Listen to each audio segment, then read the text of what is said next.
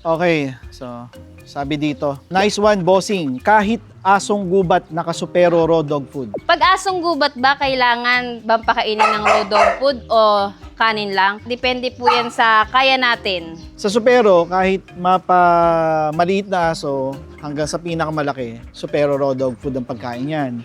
Ito si Baghari, si Pangarap, si Asmus, si Diwata, supero raw dog food ang pagkain yan. Si Marilag nandun sa cage kasi yung mga lalaki nandito, hindi pa siya sanay sa mga lalaki. Ang nangyayari kasi is kapag asong gubat, ang treatment ng mga Pinoy aspin, no? So pag aspin, alam naman natin na matitibay ang katawan niyan, kaya parang para sa mga ibang Pinoy, pag aspin, pwede na ang tira-tira, pwede na ang kanin, o pwede na kahit ano, kasi malakas naman ang immune system. Pero ang akin lang, dapat kung ikaw ay may kapasidad na magpakain ng quality, dapat wala kang pinipili.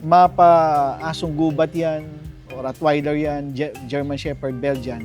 Dapat pare-pareho ang pagkain yan. Dahil pare-pareho silang nagbibigay ng saya sa'yo. Pare-pareho silang nagpapawala ng stress mo. Kaya bakit ka magbibigay ng magandang pagkain sa magagandang breed at tira-tira lang sa aspin? Dapat hindi ganon. Okay? Kaya mag-comment ng Supero Raw Dog Food kung gusto niyo mag-order.